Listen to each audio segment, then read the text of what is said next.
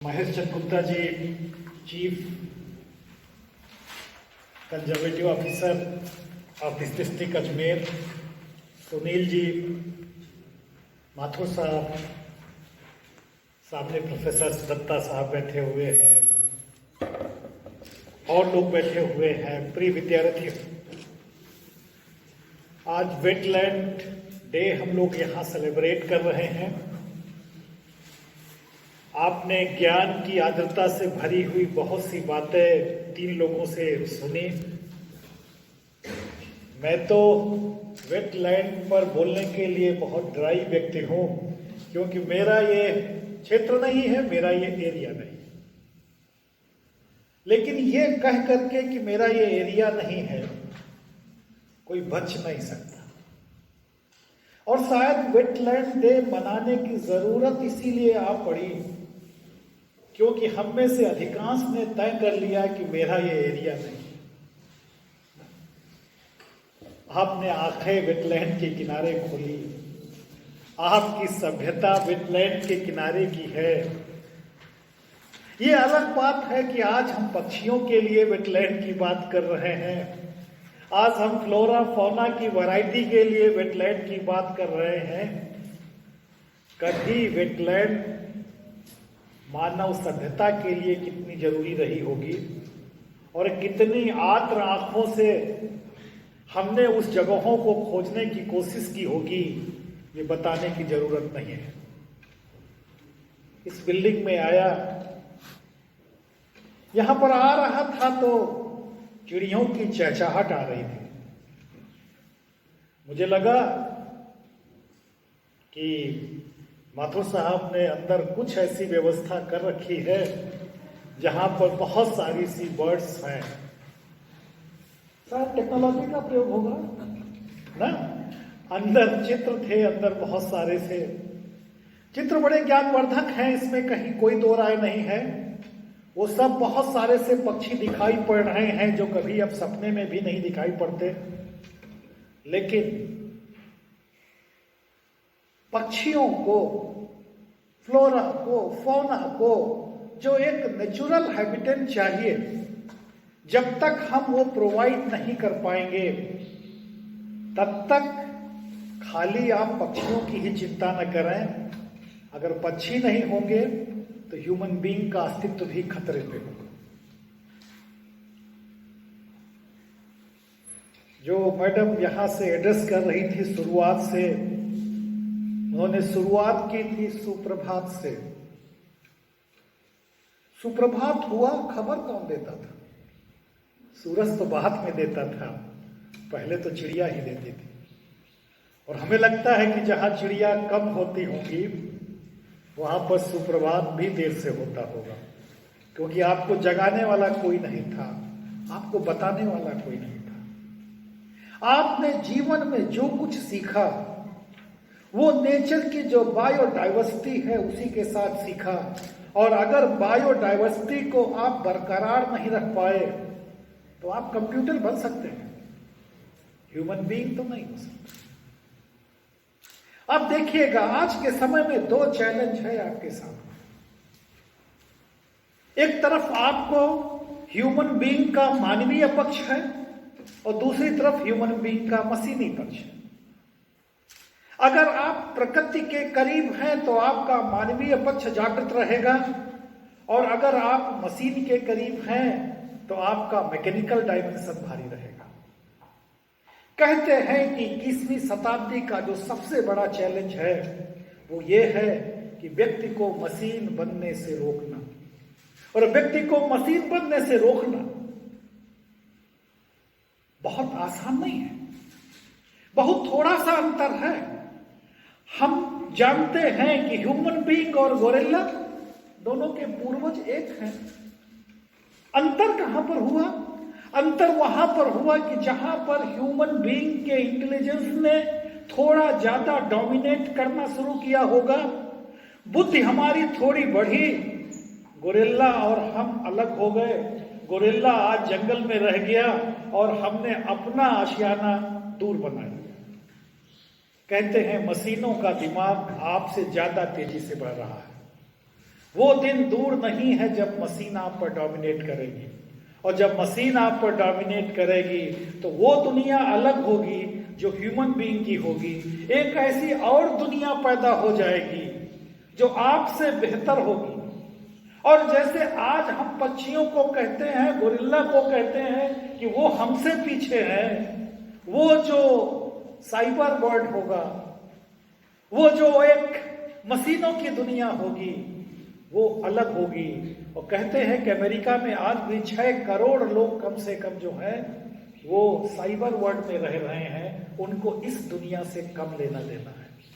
तो अगर हमें ह्यूमन बीइंग को ह्यूमन बीइंग के रूप में रहना है तो पक्षियों के करीब आना होगा, पेड़ों के करीब आना होगा, वेटलैंड के करीब आना होगा। और ये सब चीजें बहुत कुछ आपको सिखाती हैं। बैठे बैठे मुझे पता चला कि अजमेर की चिड़िया कौन सी है, आप सब लोग एनवायरमेंट के हैं, खरमोर है ना, कुछ लोग धीमे धीमे बोल रहे हैं ना, और भीलवाड़ा की खर हटा दो, मोर है। किताब बनी हुई थी, आप ही का डिपार्टमेंट किताब निकालना। फिर राजस्थान का गोडावा।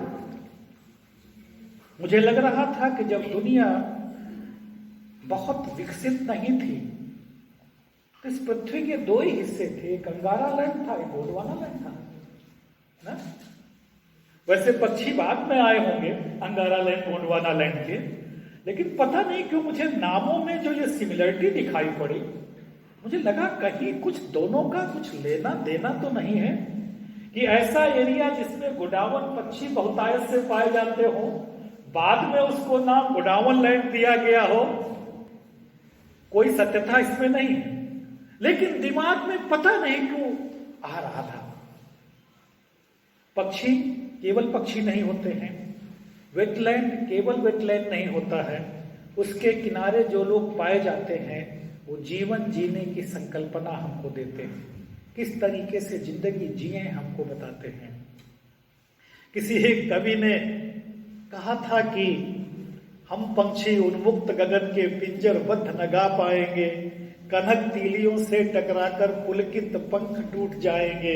अगर हम पक्षियों के बारे में खाली बंद कमरे में बात करेंगे तो पक्षियों को बहुत लंबे समय तक जीवित नहीं रख पाएंगे।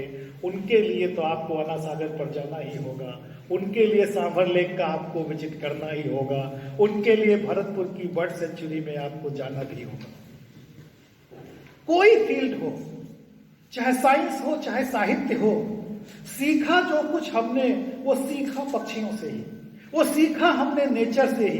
अगर पक्षी और नेचर के साथ हम अपनी तारतम्यता नहीं बिठा पाए तो निश्चित रूप से प्रगति के पहिए रुक जाएंगे। वाल्मीकि ने अगर पहली कविता लिखी तो उन्होंने भी पक्षी के क्रंदन से ही सीखा था, और साइंस में भी अगर कुछ डेवलपमेंट में हुए तो उन्होंने भी पक्षियों से सीखा था। और अगर ह्यूमन बीइंग ने बोलना सीखा तो वो भी पक्षियों की चिड़चिड़ाहट से ही कहीं ना कहीं कुछ ना कुछ रिश्ता जरूर रहा होगा। मुझे याद आ रहा था, पता नहीं मैंने कहीं पढ़ा था, सारस पक्षी के बारे में। ग्रुप में उड़ते हैं, और जब वो ग्रुप में उड़ते हैं तो एक पैटर्न बनाते हैं ना। कैसा पैटर्न बनाते हैं? अगर आप देखिए कि एक पक्षी आगे होता है, उसके बाद 2, फिर 3, फिर 2 के बाद 1 के बाद 3, 3 के बाद 5, 5 के बाद 7, और फिर पैटर्न पीछे आकर के फिर सिमट जाता है। और कहते हैं एरोडायनेमिक्स का जितना बड़ा सिद्धांत सारस पक्षियों के झुंड के उड़ने से हमको समझ में आता है, साइंस का दूसरा कोई एक्सपेरिमेंट उसको बहुत बेहतर ढंग से नहीं समझा सकता है। और खाली एरोडायनेमिक्स का सिद्धांत ही नहीं, अगर आप उस सारस पक्षी के झुंड के उड़ने के तरीके को समझें तो आगे उनका नेता उड़ता है। कहते जो नेता उड़ता है उसको ज्यादा ताकत लगानी पड़ती है, जो उसके पीछे होते हैं उसके पंखों को थोड़ी उससे कम ताकत लगानी पड़ती है। और कहते आगे उड़ने वाला जब थक जाता है तो आगे वाला नेता पीछे आ जाता है, और जो बाद वाला नंबर 2 वाला पक्षी होता है वो पोजीशन उड़ने में लीड करने के लिए ले लेता है। जीवन में भी हम एक टीम के रूप में अगर सारस पक्षी के उड़ने की टीम के रूप में काम करें तो जीवन में ज्यादा सफल होते हैं। जो आगे चल रहा है ज्यादा प्रयास करना पड़ता है। अगर उसको थकावट लगती है तो निश्चित रूप से उसको पीछे आना चाहिए, पीछे वाले को आगे आना चाहिए। लेकिन पीछे वाले को आगे आने में ये नहीं होता है कि ग्रुप का पैटर्न बदल जाए, ग्रुप का पैटर्न वही रहता है। और कहते हैं जब सारस पक्षी का ग्रुप जो उड़ता है उसमें से कोई पक्षी बीमार हो जाता है, कोई कमजोर पड़ जाता है तो वो जमीन पर आता है। और जब वो जमीन पर आता है तो वो अकेले नहीं आता, उसके साथ दो पक्षी और आते हैं। एक छोटा सा उस पैटर्न से एक छोटा पैटर्न हट करके उसके साथ और आता है, और वो पैटर्न उस पक्षी को तब तक सहारा देता है जब तक या तो वो उड़ने लायक हो जाए या उसकी मौत हो जाए, उसके बाद ही उसका सहारा छोड़ता है। सारस पक्षियों के उड़ने का ये पैटर्न हमको सफल जिंदगी जीने का कितना मंत्र देता है। हम पक्षियों को खाली पक्षी के रूप में ही न देखें, वेटलैंड को खाली पानी का स्रोत ही न देखें।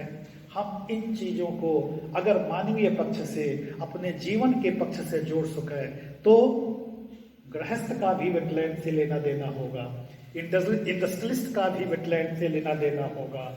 जो दूसरे लोग हैं जो विभिन्न क्षेत्रों में काम कर रहे हैं, जिनको लगता है कि पानी देना, सप्लाई करना सरकार का काम है, उनको सूझेगा कि नहीं, हमको उन जगहों को, स्थानों को भी समझना पड़ेगा जो हमारी जीवन, सभ्यता, संस्कृति, इनके संरक्षण हेतु आवश्यक है।